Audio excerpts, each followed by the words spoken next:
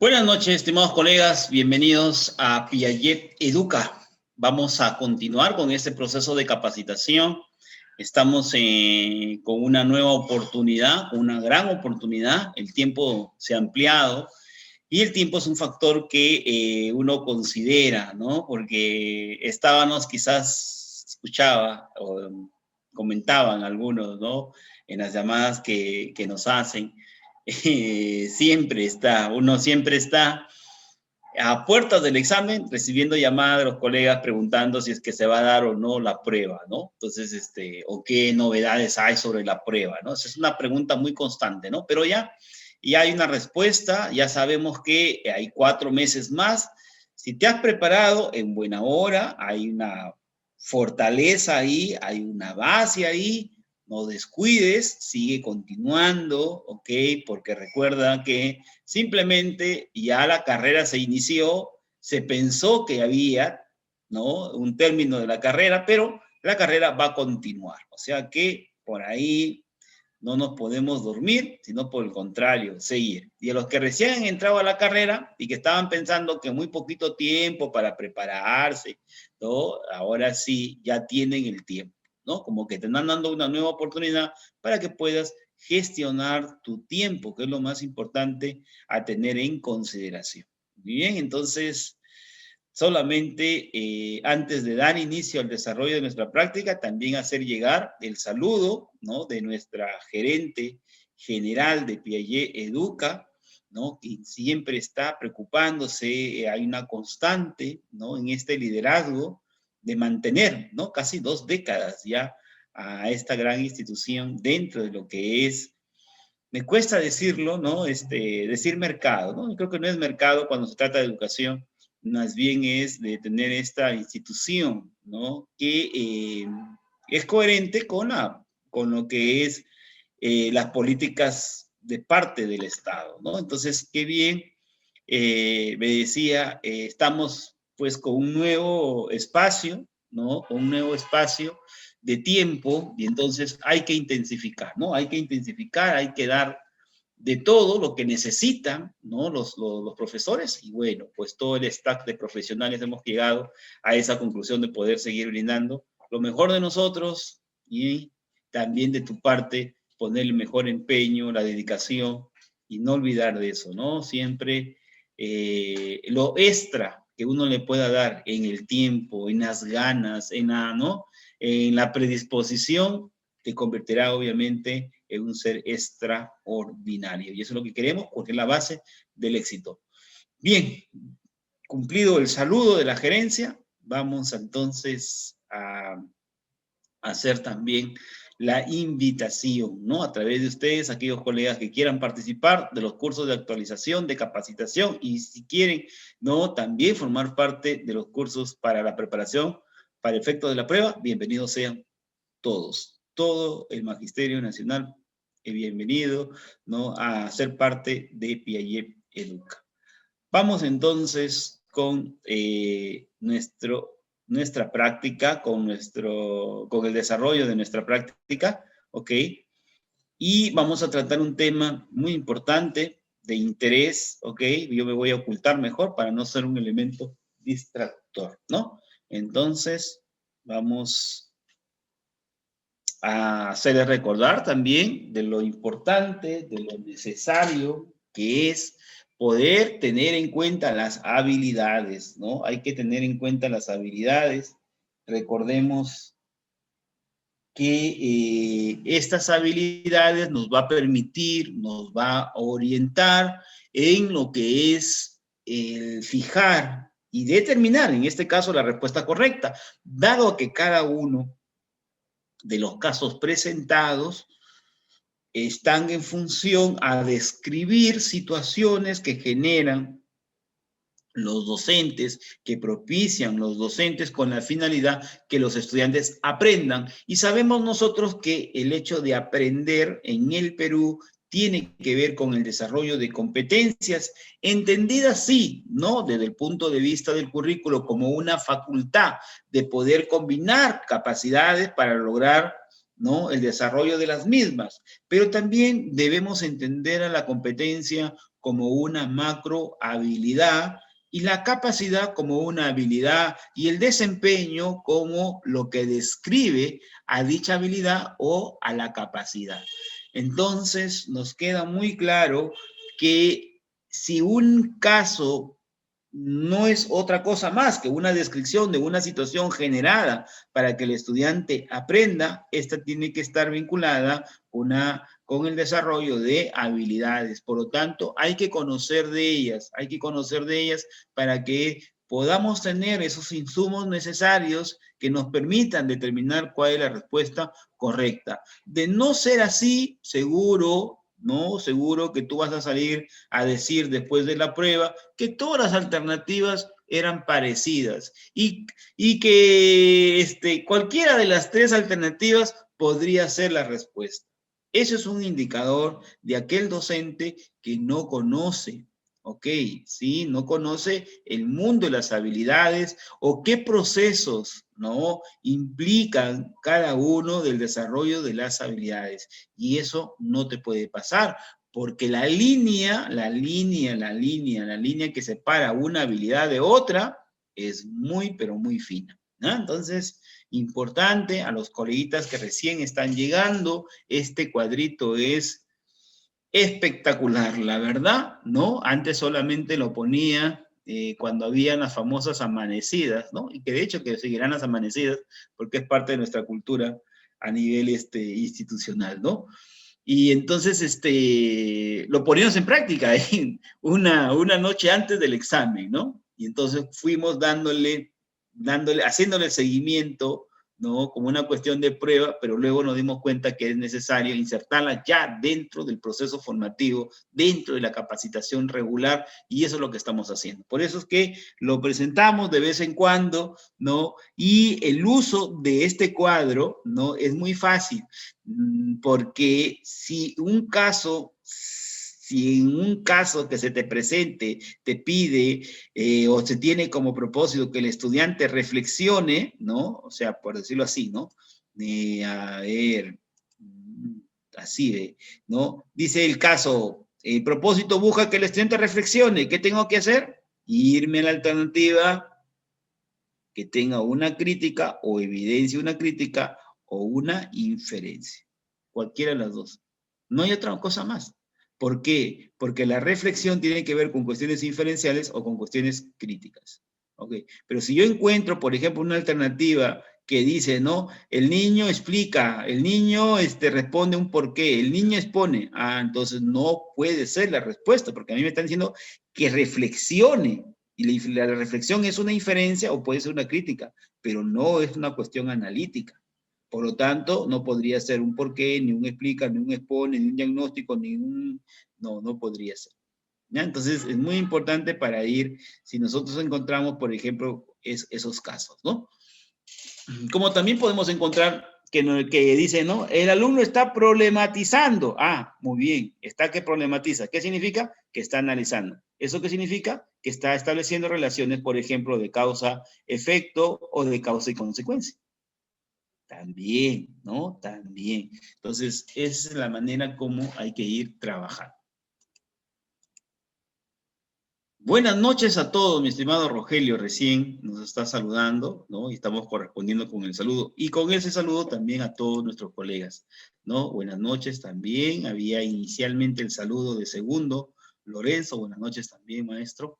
¿Cómo está? Vamos entonces con este cuadrito. Hoy día vamos a hablar, ¿no? También, este es un esquema también muy importante. ¿Por qué? Porque este esquema le hemos sacado, ¿sí? O le hemos elaborado, ¿no? Quien te habla lo ha elaborado, ¿no? Con la finalidad de compartirlo con ustedes y con el propósito de que tengan una mirada siempre, ¿no? Una mirada muy importante en el sentido de ir un poco relacionando. Mira, ¿no? Quiere decir que va a haber casos que tienen que ver con cuestiones cognitivas, ¿ok? Sí, con cuestiones cognitivas. Y eso significa con desarrollo de habilidades como identificar, comparar, clasificar, ¿no? Criticar. Todas estas habilidades implican procesos cognitivos, ¿no? ¿Ok? ¿Listo? Y entonces tiene que ver con construcción del conocimiento. ¿Y por qué el ser humano puede construir conocimiento? ¿No? ¿Por qué puede construir conocimiento? ¿Por qué puede construir conocimiento? Porque es un ser inteligente. Y la inteligencia es una potencialidad. ¿Qué significa eso? ¿No? De que nosotros, al ser inteligentes, al ser seres inteligentes, podemos, podemos producir conocimiento gracias a nuestra capacidad de pensar. En otras palabras, ¿por qué construimos conocimiento? ¿Por qué construimos conocimiento? ¿Por qué desarrollamos procesos cognitivos? Es decir, procesos de construcción de conocimiento. ¿Por qué desarrollamos habilidades durante ese proceso cognitivo, durante ese proceso de construcción de conocimiento? ¿Por qué desarrollamos habilidades? ¿Por qué? Porque tenemos capacidad de pensar. ¿Ok? Tenemos capacidad de pensar. Y entonces la pregunta es, ¿por qué tenemos la capacidad de pensar?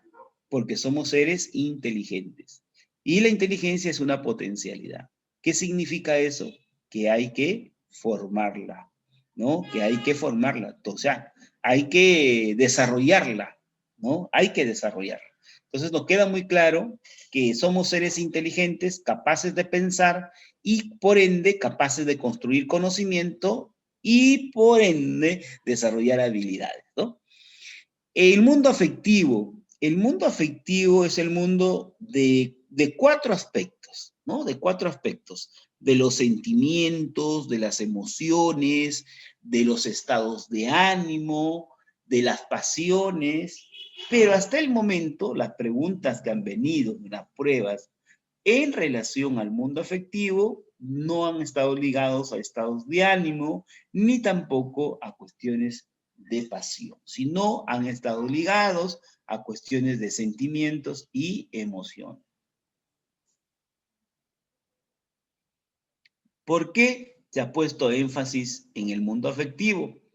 Porque la situación que hoy día uno observa de conflicto, de violencia en nuestro país, se debe a una falta de autorregulación emocional. Si uno observa que estas situaciones de conflicto terminan en situaciones de violencia, es decir, de agresión física, verbal, ¿no? Y a veces esa agresión física acaba, ¿no? Con la vida de otro peruano, pues uno se pone a pensar y dice, esto nació en función a qué? A una cuestión agresiva que puede ser motivada por un descontrol de corte emocional, ¿no? De la cólera, de la ira, la violencia, ¿ok? ¿No? Y de la violencia, los resultados que nosotros todos conocemos. Entonces, es muy importante tener un control o formar lo que es el mundo emocional. De igual forma, también con los sentimientos, muy importante, porque si uno cultiva la parte sentimental, vuelve al ser humano sensible. Y cuando el ser humano se vuelve sensible, ok, también frente al otro se observa como tal, ¿no? Se observa como tal, es decir, como humano, y entiende al otro como humano. Y entonces aparece la cuestión empática, que es lo que se quiere. Entonces, dos cosas muy importantes en el sentido formativo en el Perú hoy en día en el campo afectivo. Por un lado, el tener control de las emociones y por otro lado, desarrollar la parte empática. En el aspecto cognitivo volitivo, este tiene que ver con la motivación, con la voluntad, con la práctica de los valores, ¿ok? Y esto va asociado con el carácter, ¿no? Ya hablaremos en su momento sobre lo cognitivo, lo volitivo, y también iremos ahondando un poco en el mundo afectivo. Pero ahora nos interesa centrarnos, ¿sí? En este mundo, el llamado mundo cognitivo. Ok, de eso vamos a hablar hoy día, ok. Y entonces vamos pues con los procesos cognitivos, ¿ya? ¿Cómo debo entender, cómo debo entender estos procesos cognitivos? Primero, tener en cuenta que nuestro quehacer como docente es estar al frente del proceso formativo de los estudiantes. ¿Ok? Y entonces tenemos espacios, pues, ¿no? Como el desarrollo de nuestras sesiones, que tienen, ¿no? Que tienen diferentes procesos. En una sesión hay diferentes procesos. Algunos ligados directamente con el aprendizaje, ¿ok? Y otros terminan siendo factores que coadyuvan al aprendizaje. Tengo, por ejemplo, los procesos pedagógicos, ¿no? La motivación, el saber previo, el conflicto cognitivo, la declaración del propósito, la construcción del aprendizaje, la evaluación. Todo ese conjunto se llama procesos pedagógicos, ¿ok? ¿Pero son los únicos? No, porque dentro del proceso pedagógico llamado construcción del aprendizaje, se da un proceso que se llama proceso cognitivo.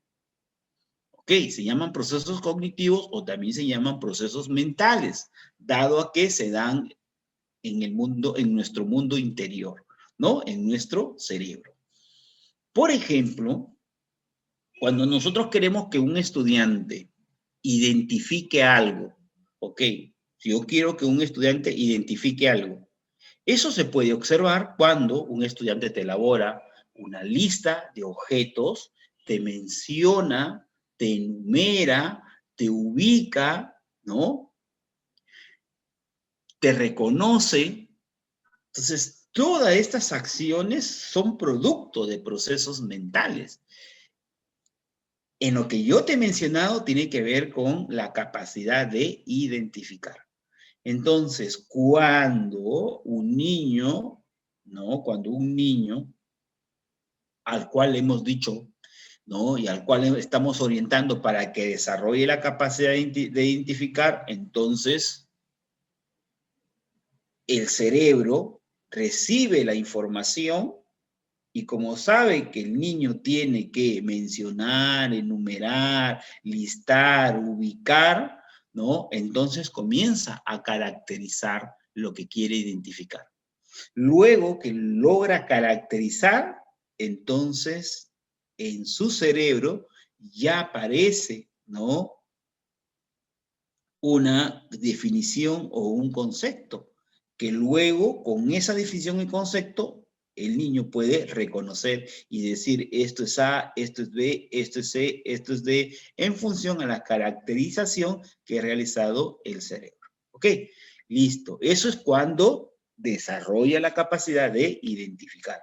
Si yo le digo al cerebro, compara, cerebro igual forma también, ¿no? Va a necesitar información, necesita información.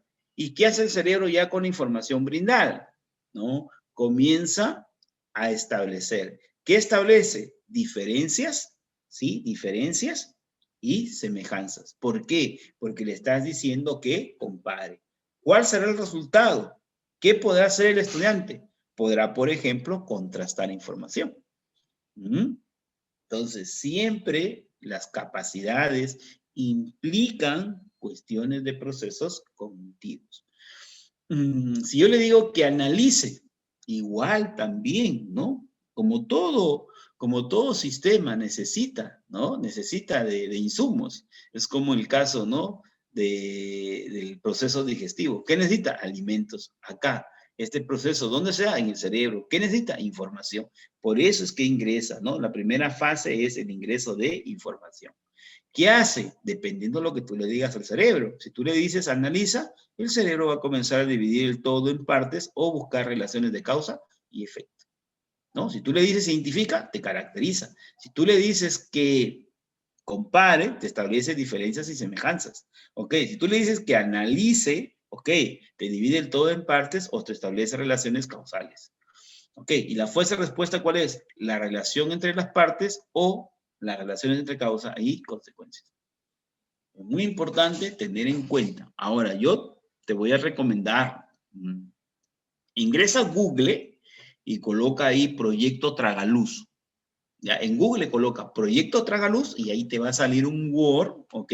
Donde hay 100 definiciones de capacidades y 50 procesos cognitivos, ¿ok? No te digo, ¿no? Que te los memorices, ¿no? Pero sí los leas para que puedas tener una, como quien dice, un marquito conceptual de cada una de estos procesos, ¿ya? Entonces, muy importante entender estos procesos cognitivos. Anclaje versus andamiaje, Piaget versus Vygotsky. Yo quisiera que en un minuto y le puedan dar una lectura, ahí, nada más en su mente. A ver, lean, a ver qué se le viene a la cabeza en relación a estos términos, ¿ok? No compartan, ¿no? Solamente vean.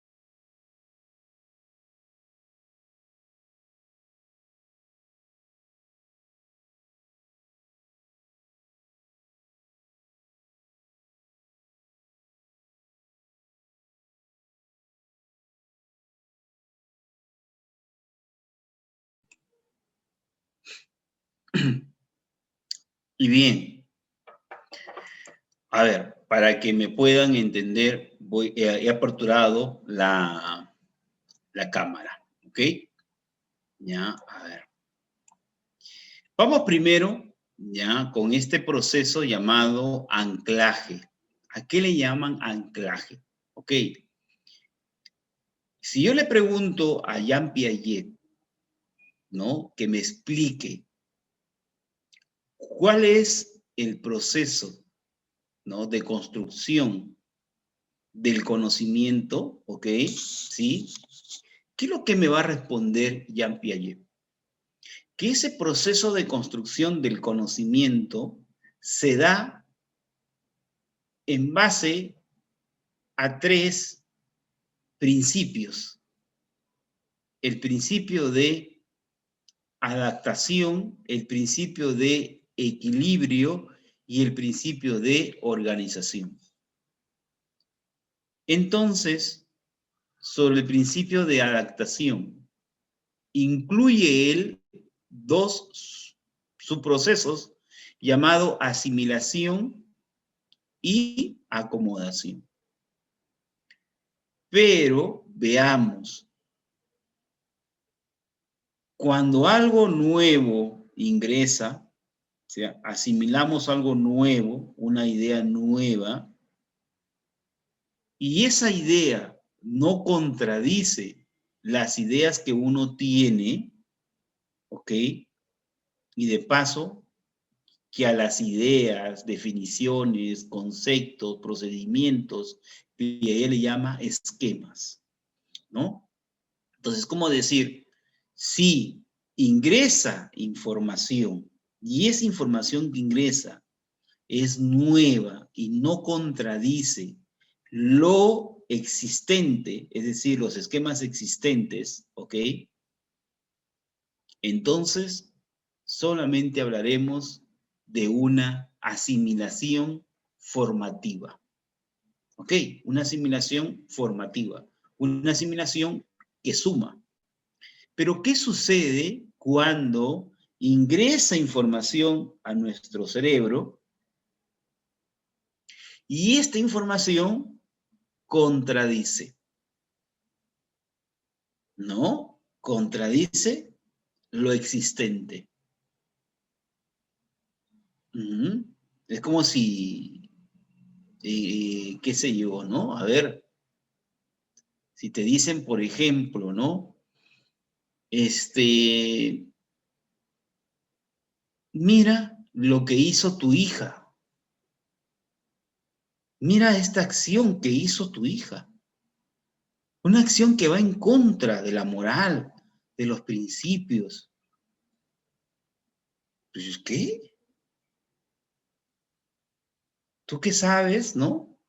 Y tienes el esquema bien claro, ¿no? De que tu hija es bien educada, bien formada, ¿no? Entonces lo que le están diciendo es prácticamente está que contradice el esquema que tenemos de nuestros hijos, por ejemplo. Y a veces, ¿qué cosa sucede? ¿Qué cosa pasa? Nos hace un poco dudar o nos genera cierto cuestionamiento, nos genera cierto problema, o sea, nos genera conflicto cognitivo. ¿Ok? A eso se conoce como un desequilibrio.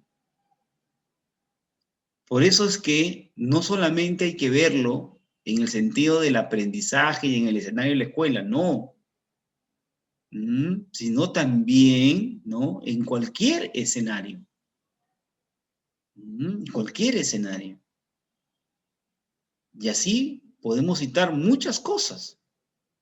Pero lo cierto es que cuando una información llega al cerebro y contradice los saberes existentes, llamado por Adler saberes previos, por ejemplo, Piaget le llama esquemas existentes, ¿ok? ¿Qué sucede? ¿No? Contradice, genera conflicto cognitivo. Y lleva, ¿no? Y lleva al ser humano a encontrar una respuesta a ese cuestionamiento. ¿Por qué? Porque la idea que llegó y contradice generó un desequilibrio. Y dice Piaget que el ser humano tiende a estar en equilibrio. Y cuando se genera ello, pues ni modo, tiende, ¿no?, a buscar de nuevo el equilibrio. Por eso es que es muy importante generar conflictos cognitivos. Para que el ser humano, ¿no?, con las fuentes de información que tú le puedas brindar, ¿sí?, pueda darse cuenta del error que tiene, ¿no? Que no es otra cosa el error expresado en esquemas existentes. ¿Ok?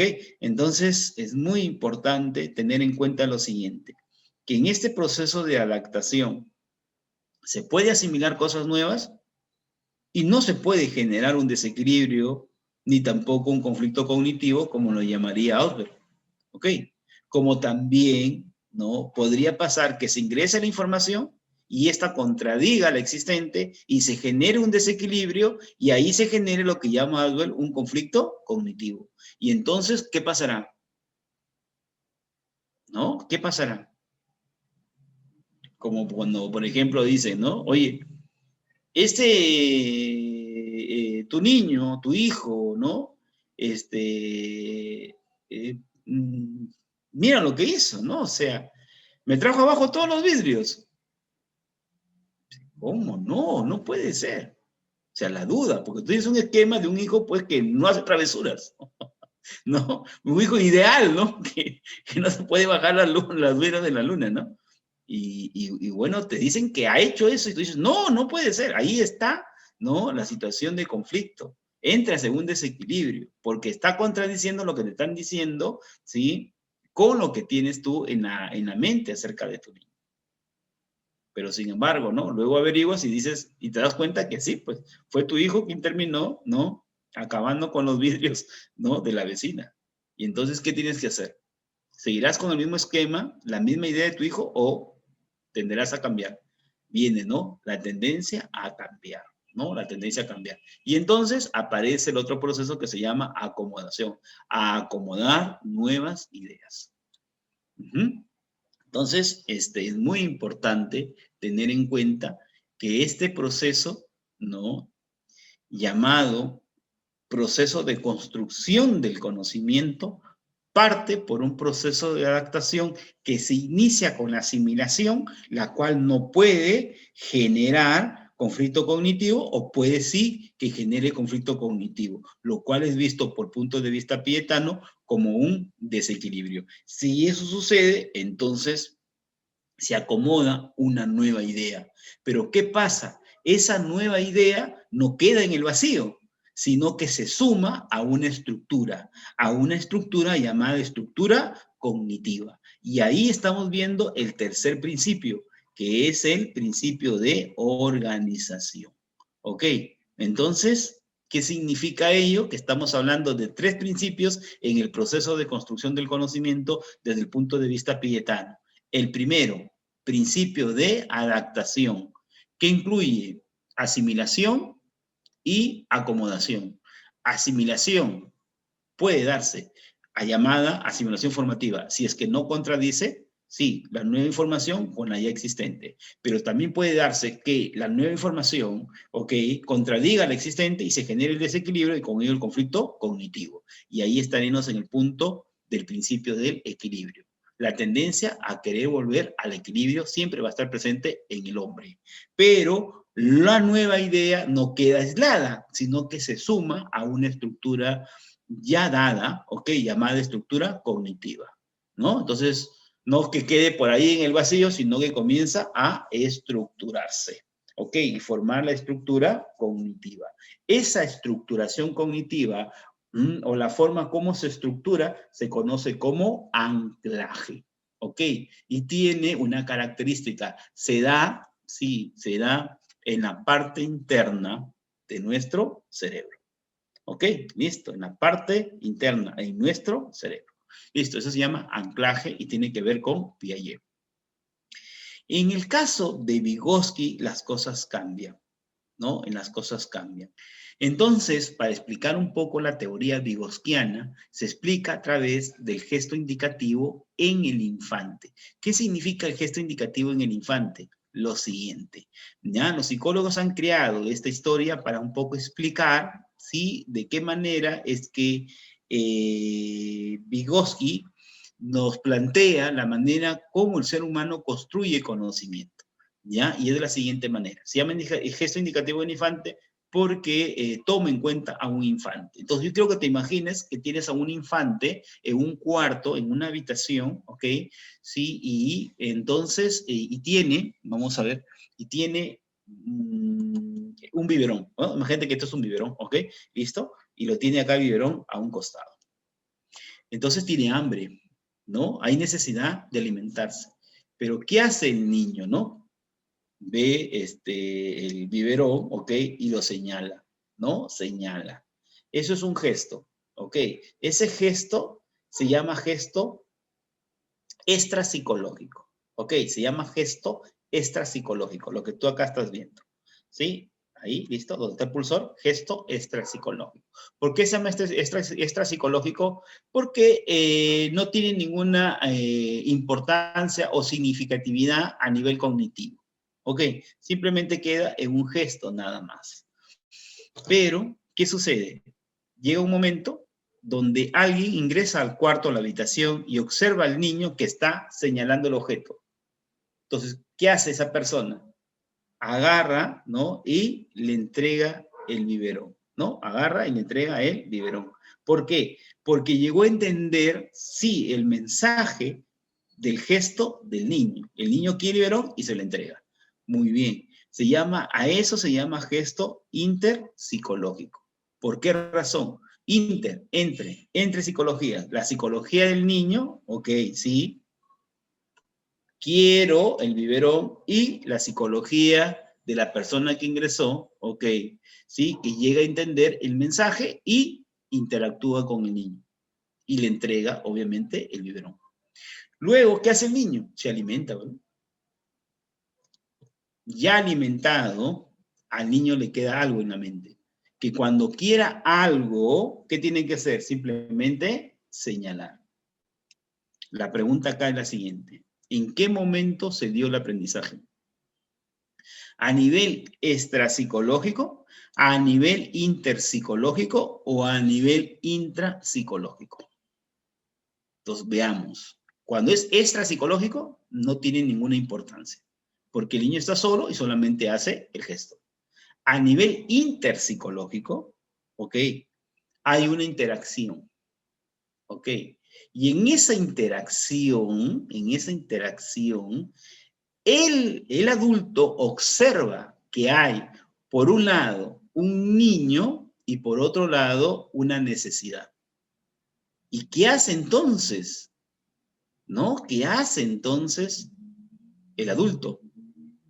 Le brinda apoyo, le brinda su ayuda, ¿ok? Y le alcanza, ¿no? Le alcanza el biberón y este le permite satisfacer su necesidad. Sin la ayuda, sin el apoyo de este adulto, el niño no hubiese podido solucionar su problema, que era satisfacer su necesidad de alimentarse. Pero llegó el adulto y sí se pudo dar.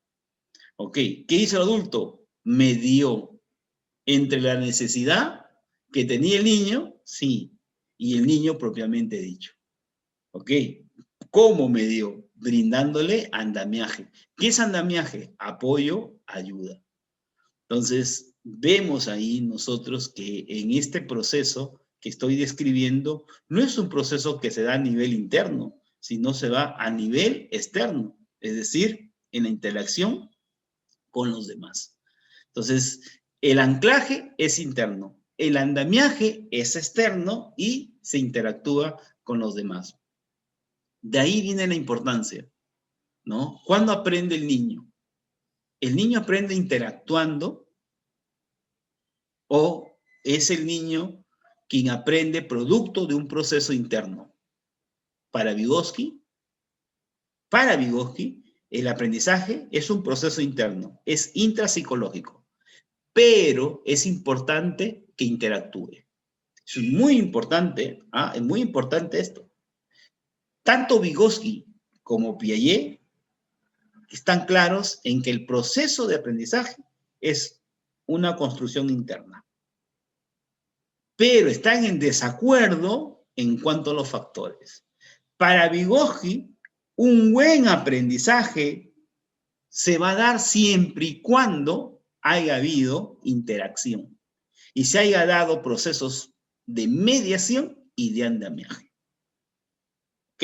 De interacción en el sentido mediador y de andamiaje en el sentido de apoyo, de ayuda, ¿no? Y para el caso de Piaget es completamente distinto. ¿Es un proceso interno? Sí, pero depende de los procesos de interacción y él dice no, depende del desarrollo, depende del crecimiento, depende de la maduración. O sea, en otras palabras, depende de cuestiones biológicas, en el caso pietano y en el caso vigosquiano, depende de cuestiones sociales. Miren, acá hay varios aspectos, sí, a considerar, pero lo vamos a dejar hasta ahí nada más. Y vamos a pasar a nuestra práctica, ¿sí? ¿Les parece?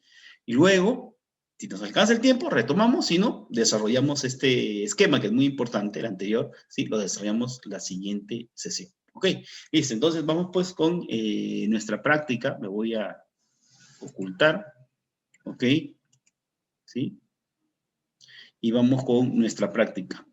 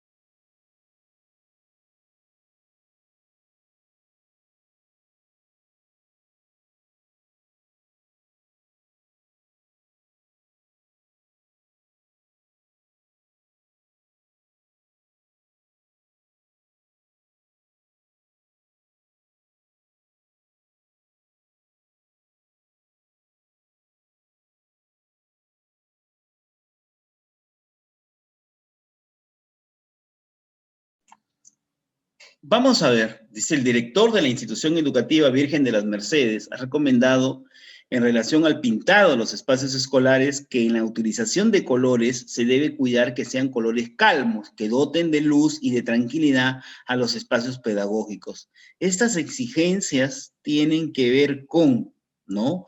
Entonces veamos lo siguiente, ¿no?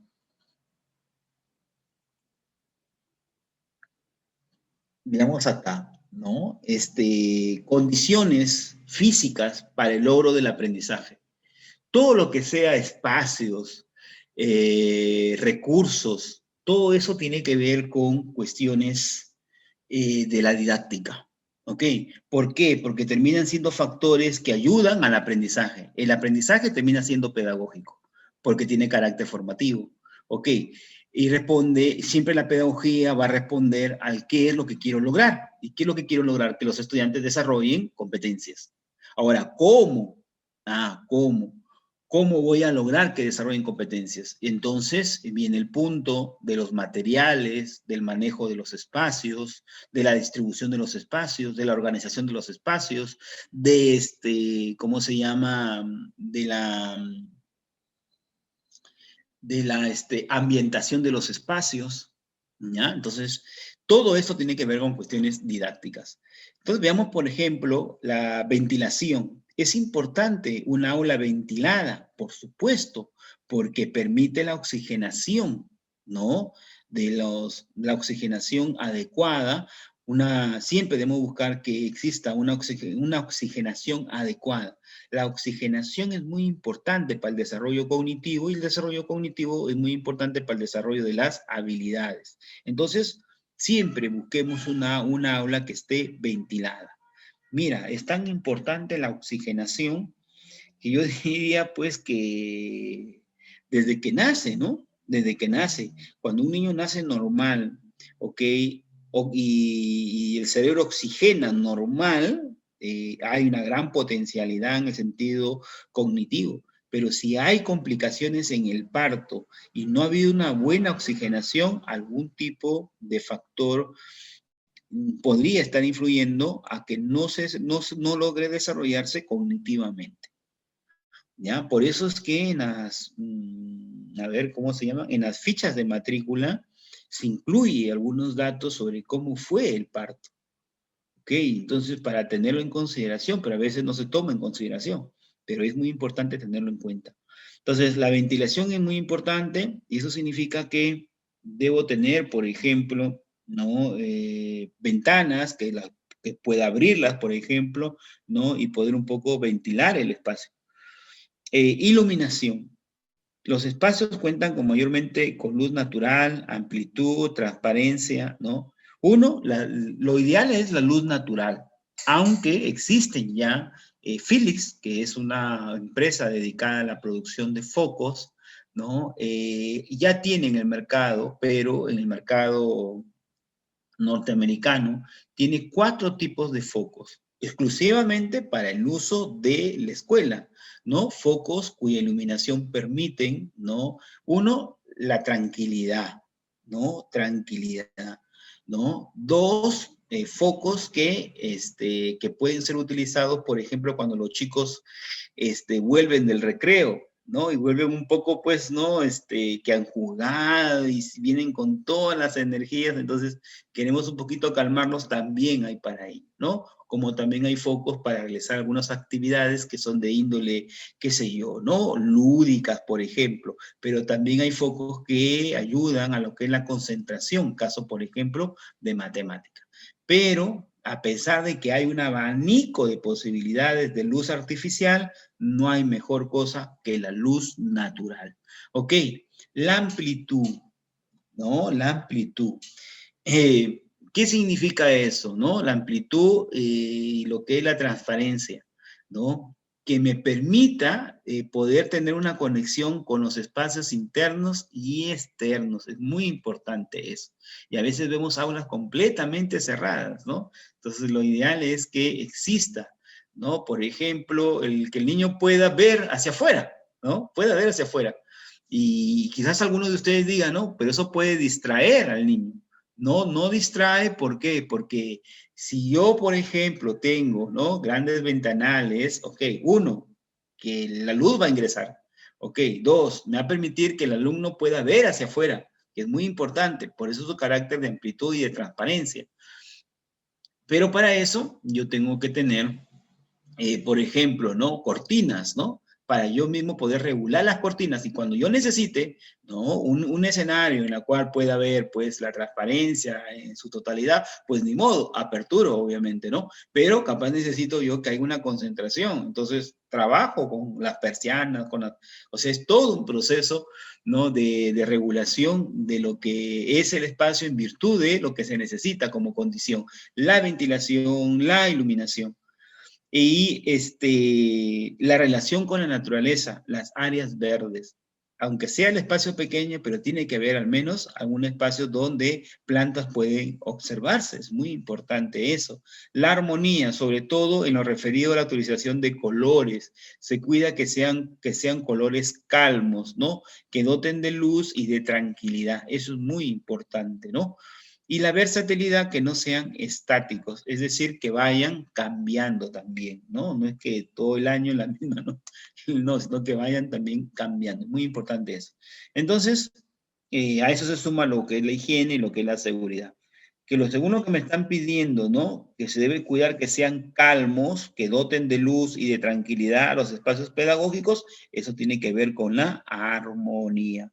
Uno, alternativa C como respuesta. 1C, vamos con el caso 2.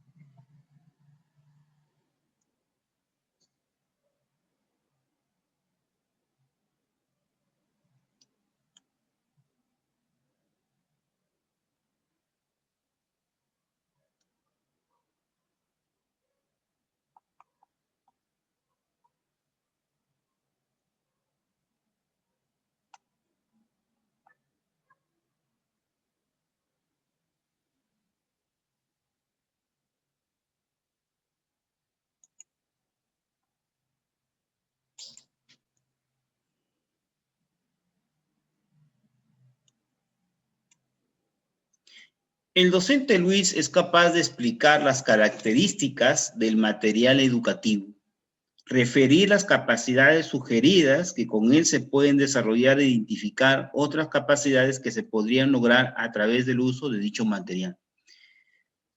Importante esto, porque permite entender y comprender la relación que hay entre el aspecto pedagógico y el aspecto didáctico.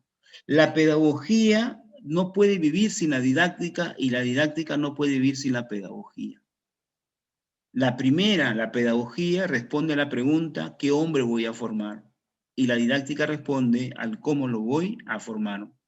En esta parte donde dice el docente Luis es capaz el docente es capaz de explicar las características del material educativo.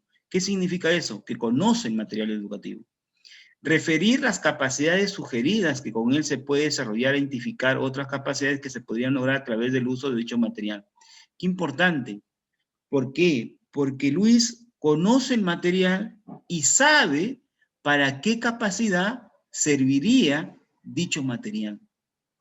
Entonces, por un lado, el material es el aspecto didáctico, pero saber, ¿no? ¿Qué es lo que uno puede lograr? ¿Qué habilidad puede desarrollar el estudiante? Ya tiene carácter o sentido pedagógico. ¿Ya? Entonces, muy importante, porque tiene las dos cosas, ¿no? Por un lado, conoce el material, aspecto didáctico, sabe lo que puede lograr, sentido pedagógico. Esto significa que el profe Luis C, vamos con la C. Explica los aprendizajes esperados y cómo utilizar el o los materiales educativos. B, organiza los materiales en el aula para el uso de los estudiantes durante la sesión de aprendizaje o actividad diaria. Y A, conoce el material educativo disponible. ¿Ok?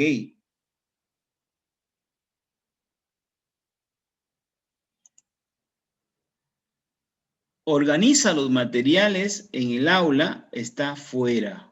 Ok, fuera. ¿Sí? ¿Listo? Eso queda completamente descartado.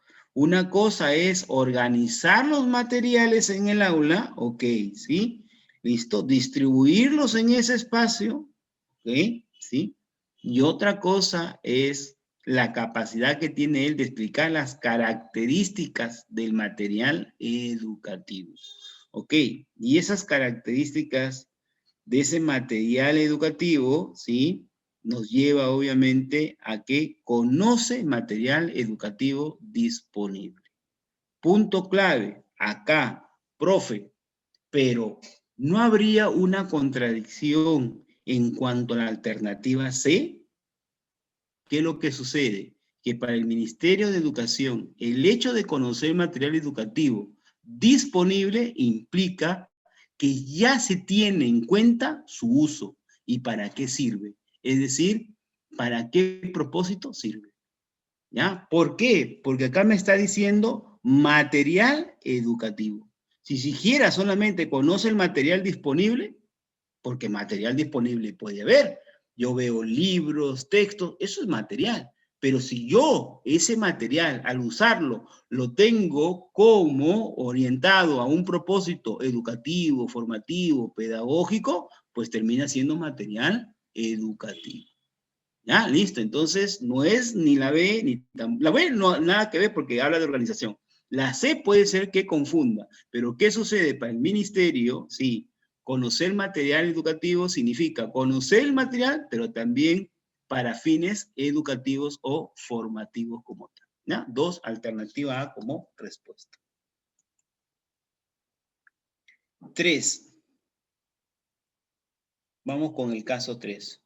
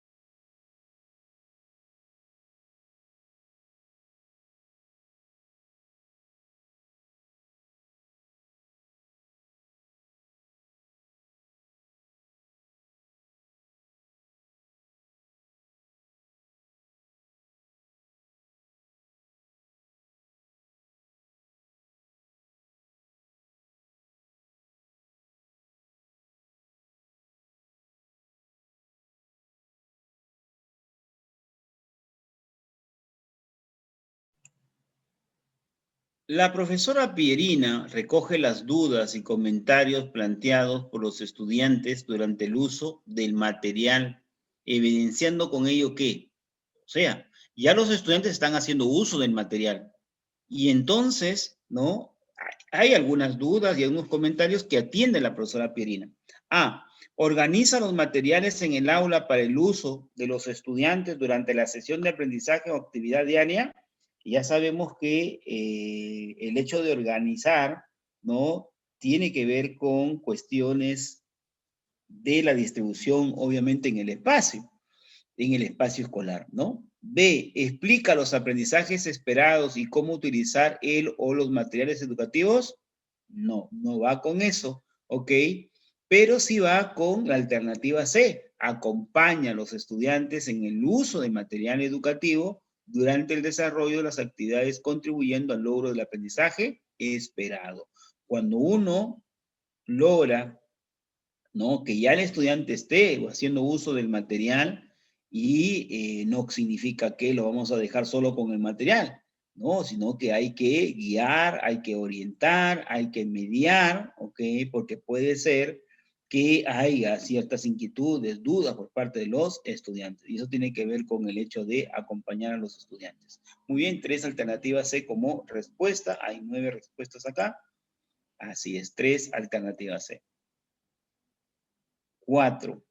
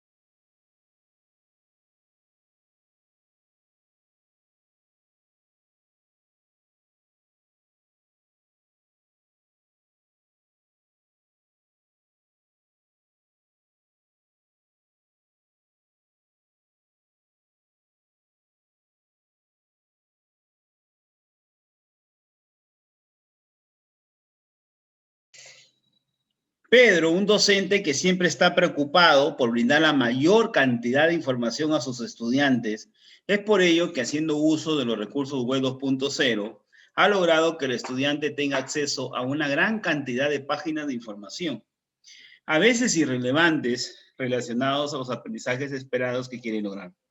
A pesar de los esfuerzos, Jorge no entiende por qué los estudiantes no han logrado aprender lo propuesto.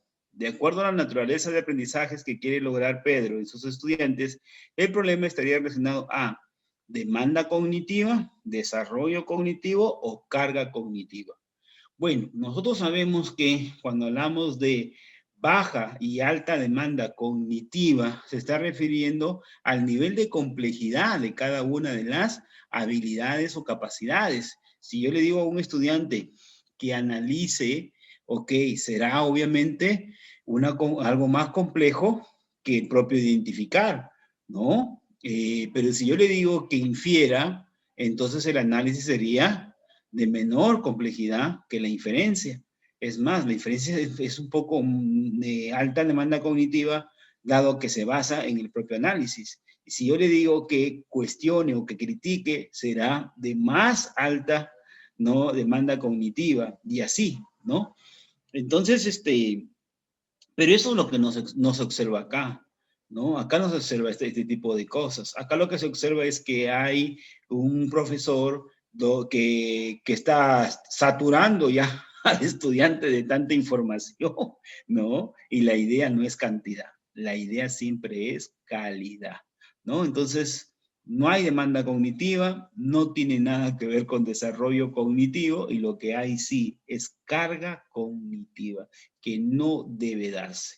La idea no es llenar a los chicos con información, sino apoyarlos y ayudarlos con información que sea precisa. Si quieres que el alumno te explique, brinda la información que detalle cuestiones de causa, de consecuencia, ¿no? De causa, de consecuencia. Si quieres que el alumno, por ejemplo, explique, ¿no? Si quieres que el alumno describa, pues ni modo, esa información tiene que llenar cuestiones de características y cosas así. Siempre en una coherencia entre lo que quiero y lo que entrego como material, por ejemplo, para trabajar, o el recurso, o qué sé yo. Entonces, acá lo que existe es carga cognitiva. 4, alternativa C como respuesta. Vamos con el caso 5.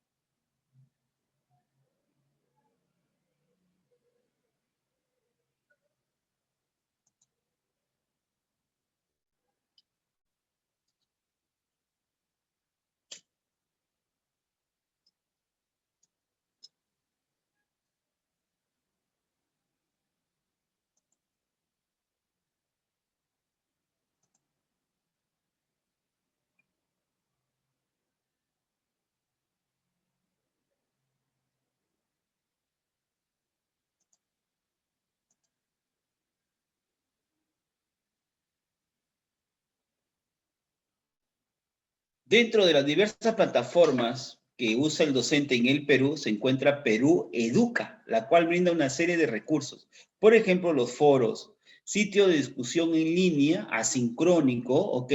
Donde las personas publican mensajes alrededor de un tema. Cuando dice asincrónico, significa que uno puede ingresar en cualquier momento, ¿ok? ¿Sí? Y poder dar su comentario, ¿no?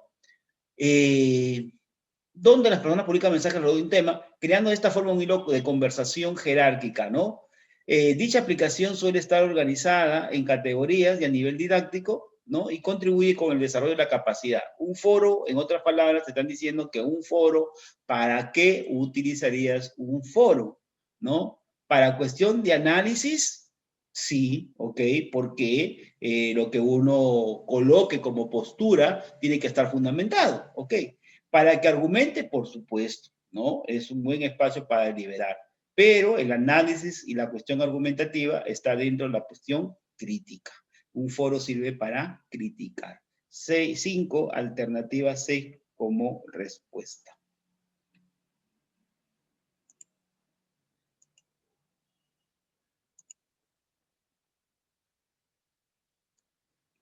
Caso 6.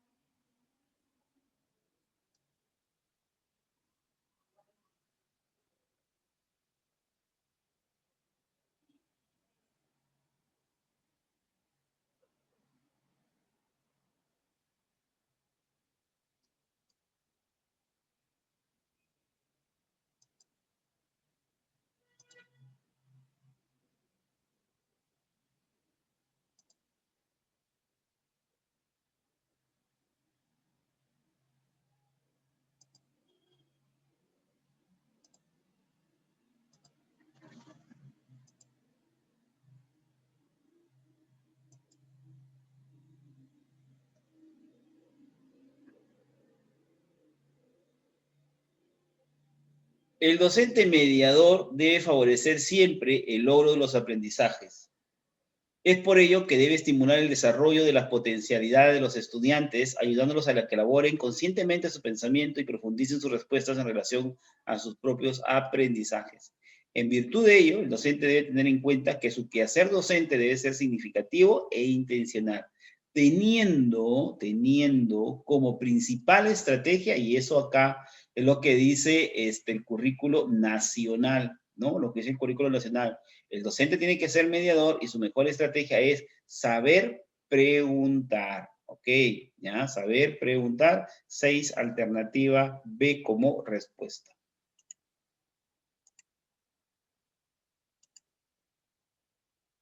7.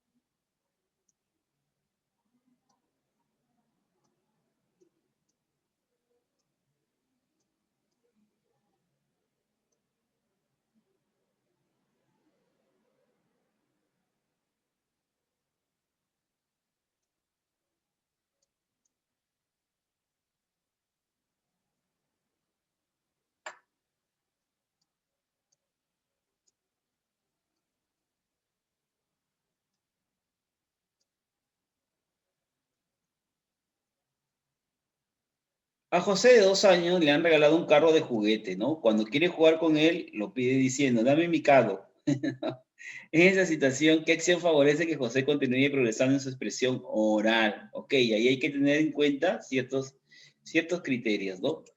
Que son propios de la expresión oral que hay que formar en el niño. Vamos con la C, realizar con José juegos con sonidos onomatopóyicos, nada que ver con eso, ¿no? Nada que ver con eso. B, detener a José cada vez que pida su juguete diciendo José, se dice carro. Ya eso, ya es parte del conductismo, ¿ok? Sí, hay que tener también en cuenta su mundo afectivo, ¿ok? Listo, entonces 7, alternativa A, conversar con José pronunciando con claridad, que es lo que se busca, ¿sí? Y acoger lo que pide diciendo, bien, José, aquí está tu carro, qué bonito es, ¿quién te lo regaló? Ah, es una manera muy distinta, ¿no? 7, alternativa A como respuesta. 7A. Y bien, vamos con el caso 8.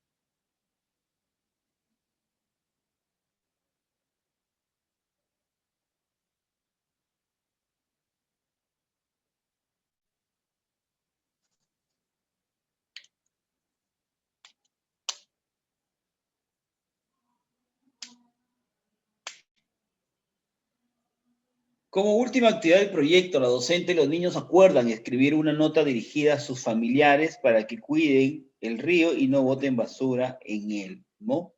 Este es el texto que los niños dictan a la docente. El río tiene basura. Cuando tiene basura, el río huele feo. El río cochino trae mosquitos. La alternativa A dice leer el texto varias veces y preguntarles qué les gustaría agregar. Escoger algunas de sus respuestas e incorporarlas al texto frente a ellos y finalmente leerles el texto corregido. Ok. Hablamos ahí de una situación, ¿no? Por un lado, de preguntar y recoger la cuestión, ¿qué le gustaría obviamente agregar, ¿no? Entonces, podría ser prudente, pero lo que realiza finalmente la docente, ¿no? Es obviamente su participación, ¿ok? Y eso desvirtúa la alternativa A como respuesta. B, leerles el texto y felicitarlos por el esfuerzo, luego decirles que para que el texto sea claro no deben repetir palabras. Finalmente, leerles nuevamente el texto para que identifiquen las palabras que se repiten, leerles el texto y preguntarles si queda claro a quién están escribiendo, ¿ok?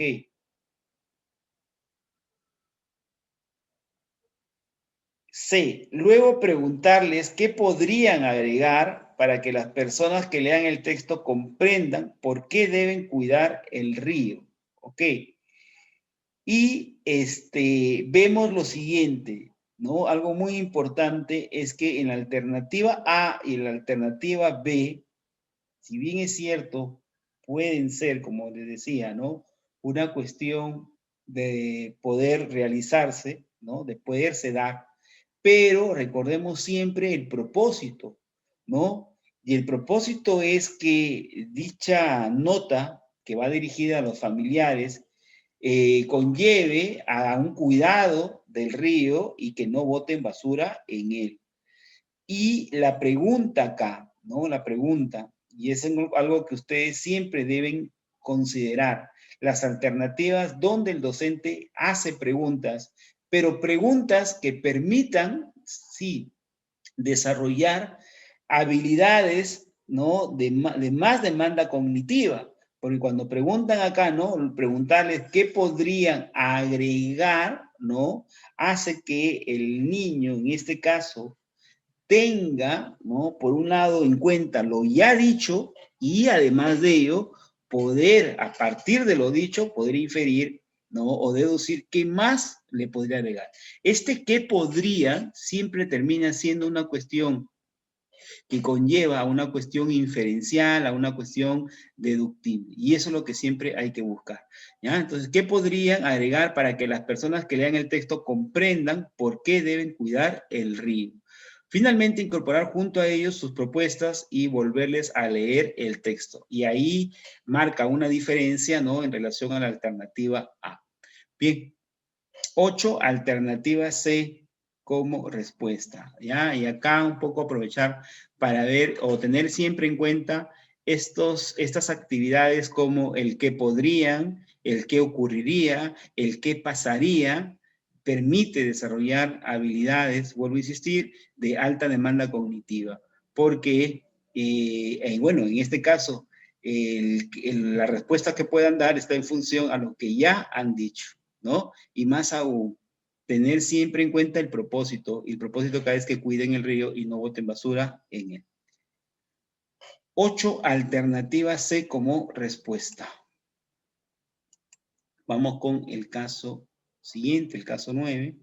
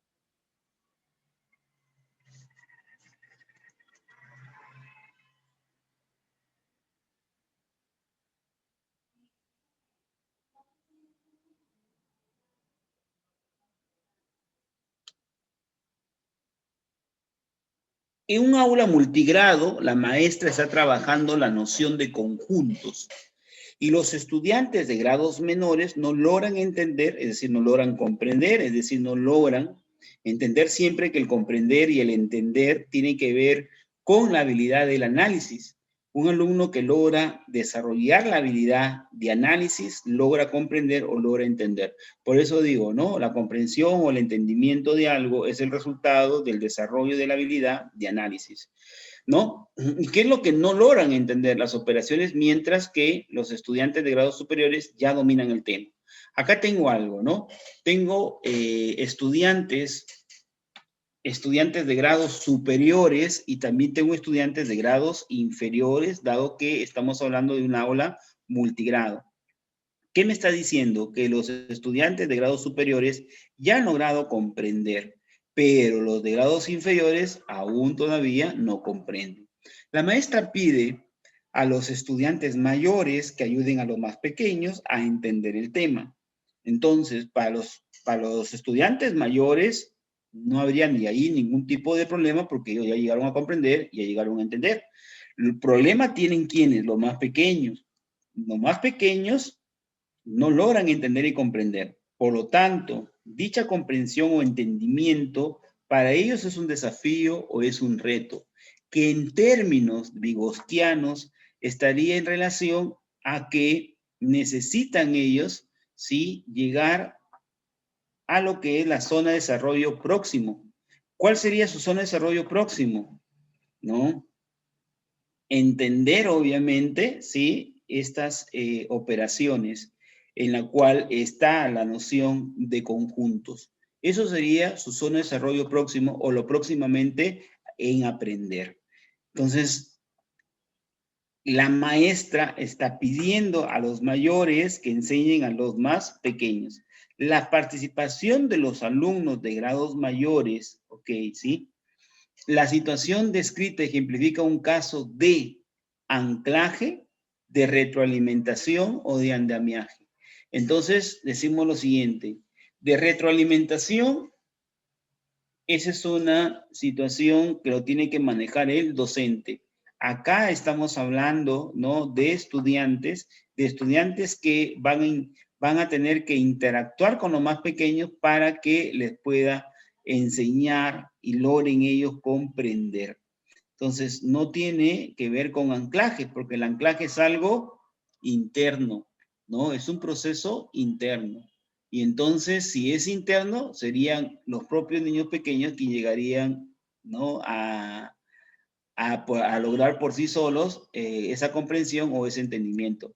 Pero lo que pasa es que acá van a participar los estudiantes de grados mayores. Y al participar, entonces van a interactuar. Y al interactuar van a socializar. Y al socializar le van a tener que ayudar y apoyar, es decir, andamiar. 9, alternativa C como respuesta.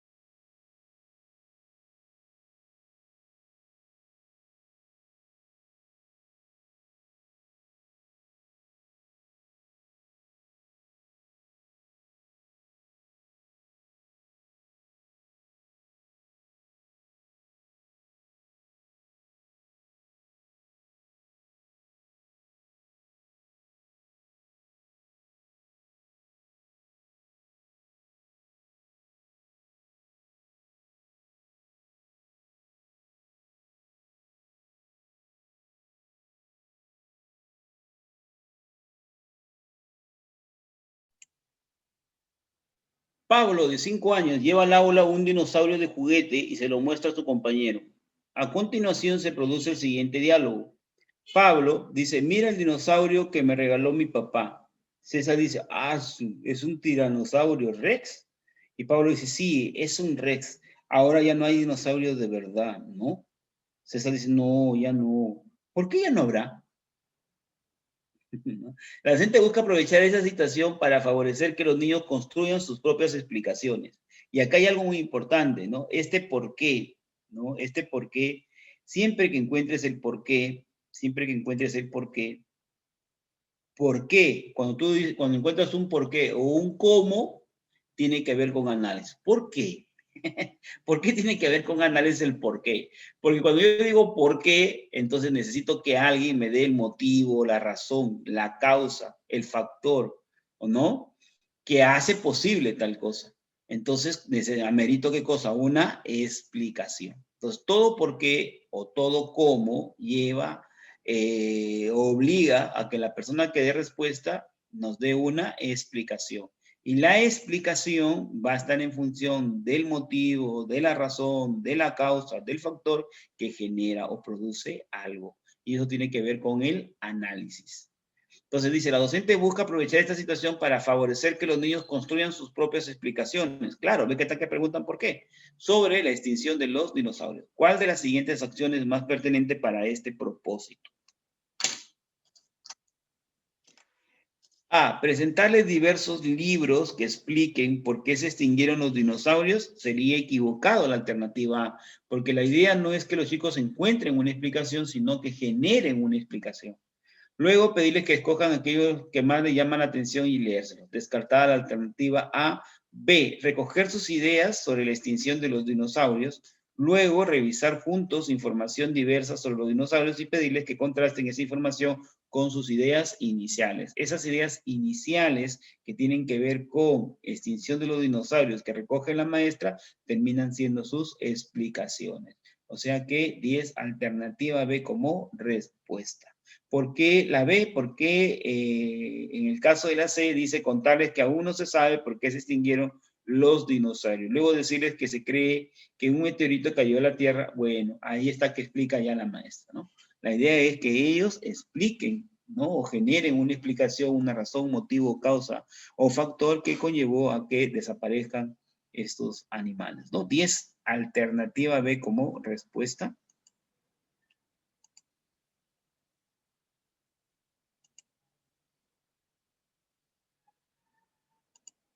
Caso 11.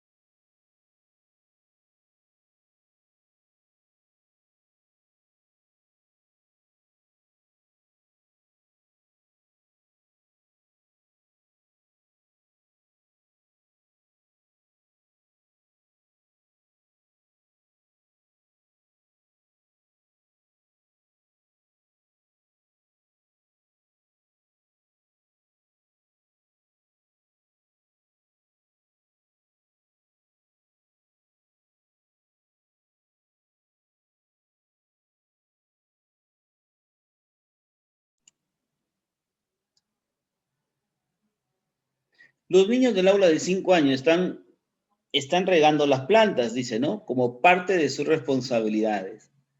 Juan y Matilde se acercan a la docente muy sorprendidos porque han encontrado lombrices dentro de las macetas. La docente busca aprovechar esta situación para que los niños formulen hipótesis. No, formulen hipótesis. ¿Cuál de las siguientes preguntas es más pertinente para dicho propósito? Hipótesis, ¿ah? Hipótesis. Vamos con la C.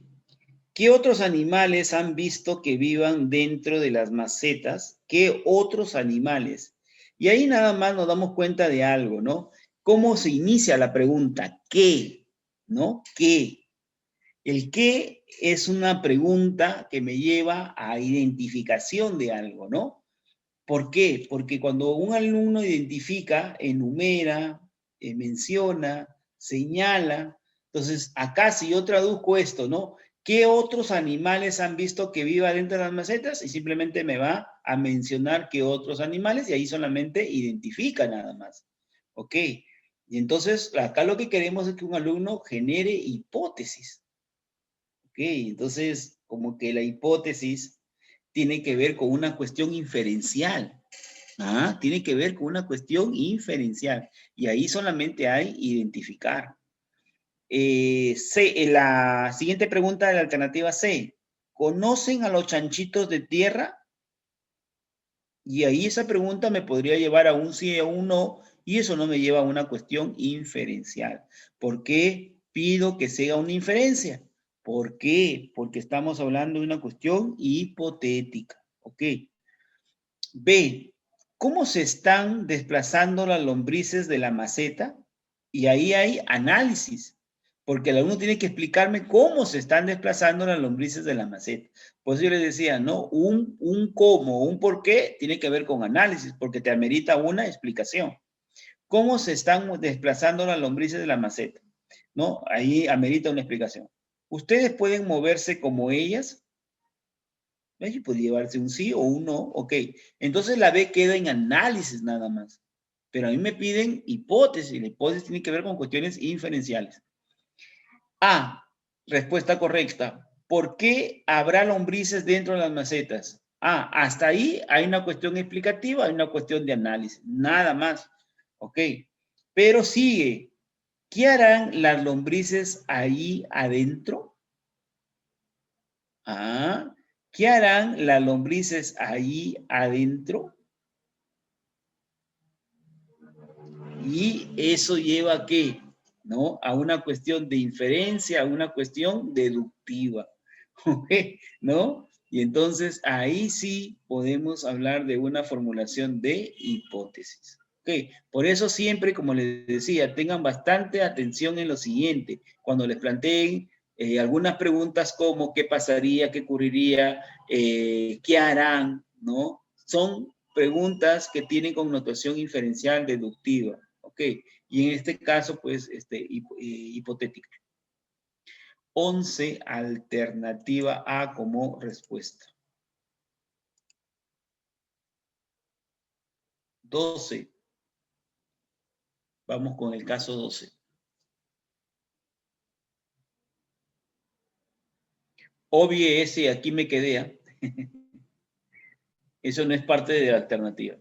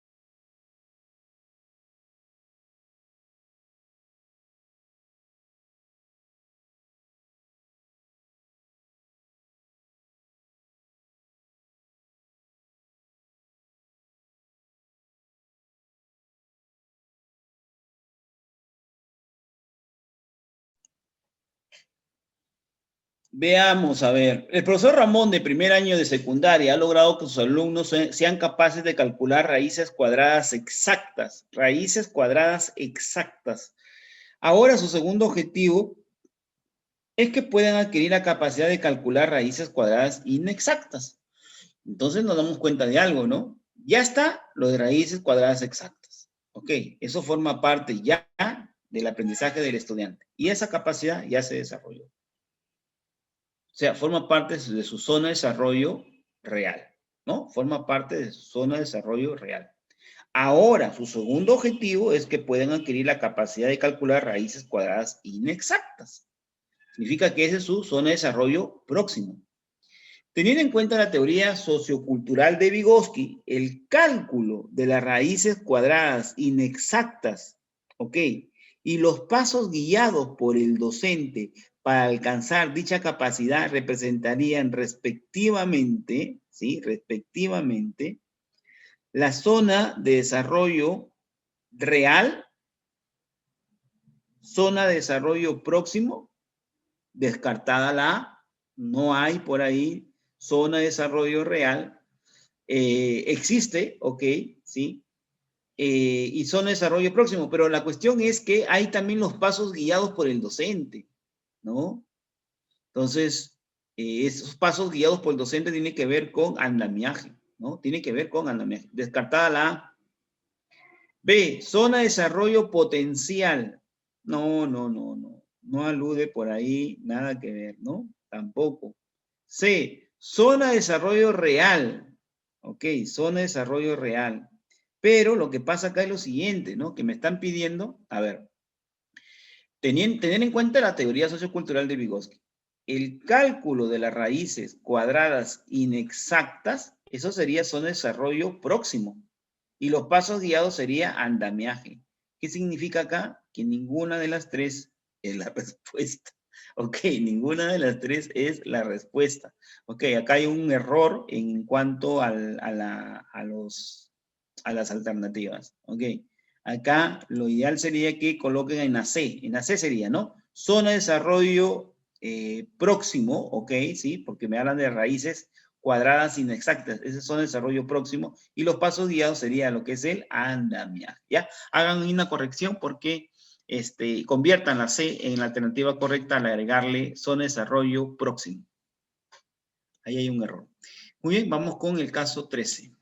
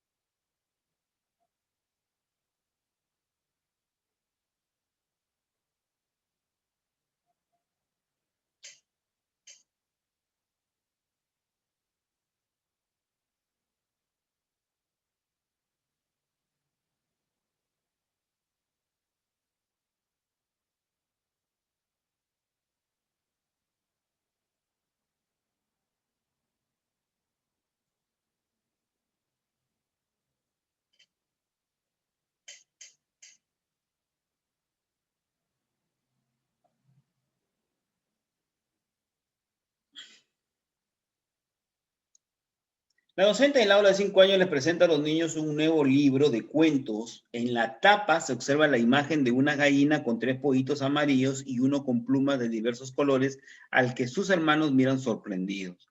Al observar el texto, varios niños exclaman, ¿un cuento? La docente busca que los niños formulen predicciones sobre el contenido del texto. Cuestión inferencial.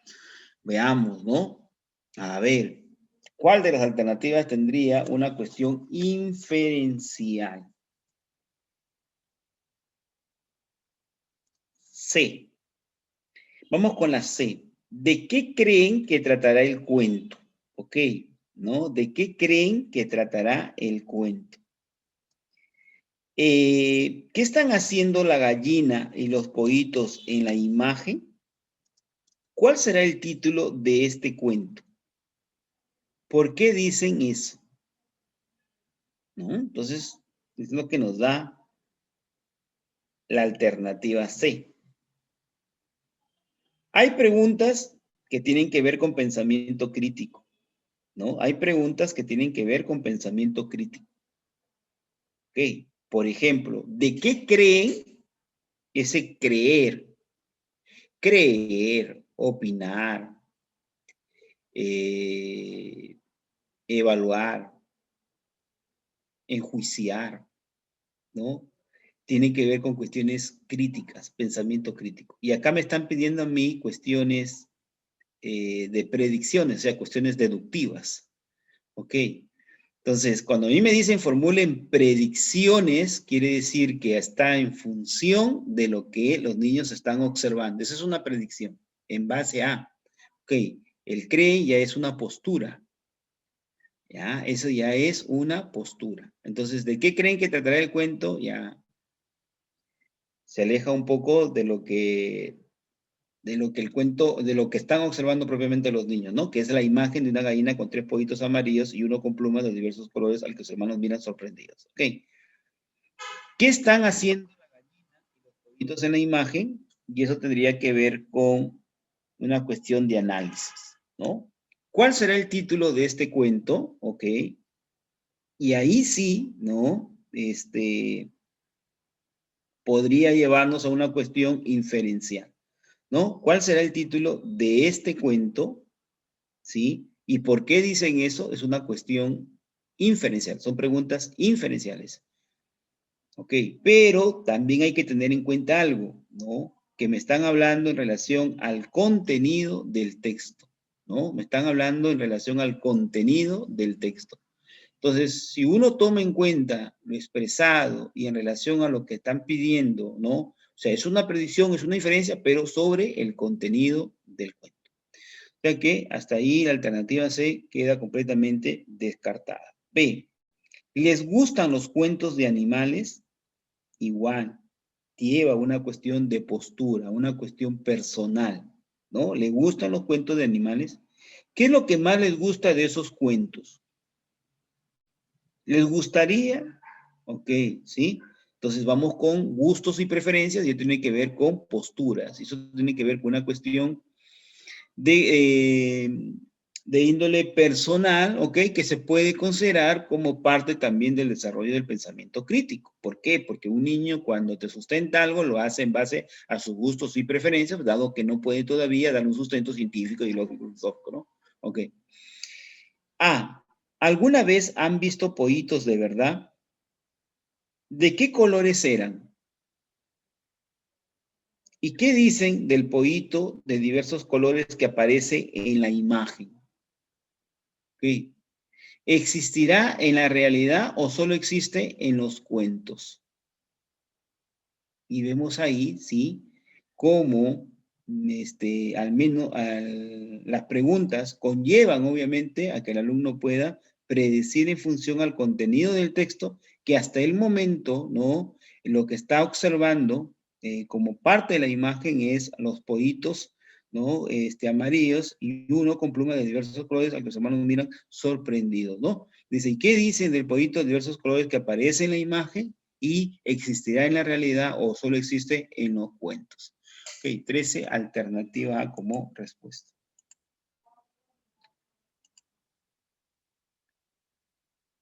Ya, siempre, no se olviden este creer, ya, lleva una cuestión de pensamiento crítico y postura, ok, y esto tiene que ver con gustos y preferencias que sirven de sustento también para sus posturas. ¿Ya? Y acá la predicción tiene que ver con una cuestión inferencial, pero siempre hay que tomar en cuenta sobre qué, ¿no? Sobre el contenido del texto. 13, alternativa A como respuesta. 14.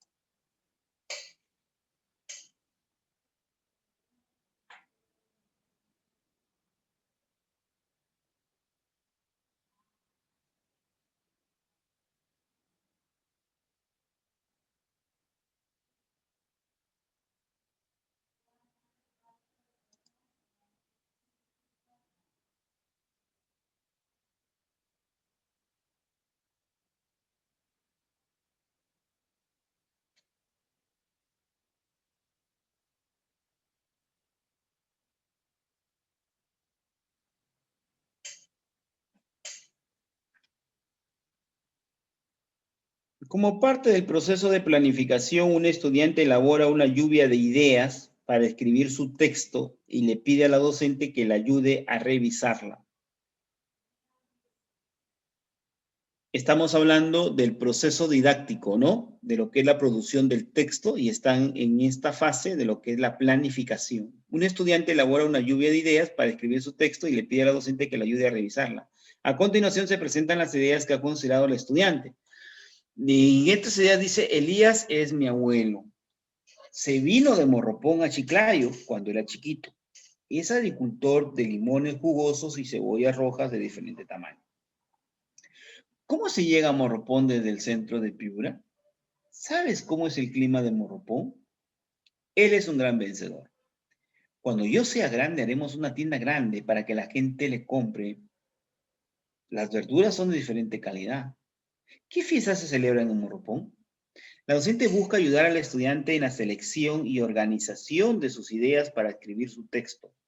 ¿Cuál de las siguientes acciones pedagógicas es más adecuada para ello? Recordemos que estamos en el proceso didáctico de la competencia de redacción o producción de textos. A. Explicarle cuáles son las principales características de una semblanza. Sobre esta base, indicarle qué ideas no debe desarrollar para que su texto cumpla con dichas características, descartado, ¿no? La idea no es sobre qué es una semblanza, sino cómo lograr producir un texto, pero particularmente cómo planificar esa producción. Descartada la A. B. Preguntarles por qué eligió esas ideas para escribir su semblanza. A partir de esto, pedirle que seleccione aquellas ideas que les gustan más para que las desarrolle en su texto. La idea es ayudarlo para que planifique la producción del texto, ¿sí? Más que buscar una justificación de por qué eligió esas ideas. Nada que ver con la A, nada que ver con la B, y vamos con la alternativa C. Pedirle que mencione cuál es el propósito de su semblanza, ¿ok? Porque eso es muy importante. Siempre el propósito va a guiar, va a orientar, y a partir de ahí se va a dar, obviamente, la planificación. Luego solicitarle que explique si cree que todas las ideas que han propuesto le ayudarían a lograr dicho propósito. Y eso es muy importante en todo proceso didáctico en relación a lo que es la producción de textos. Ok, 14, alternativa C como respuesta.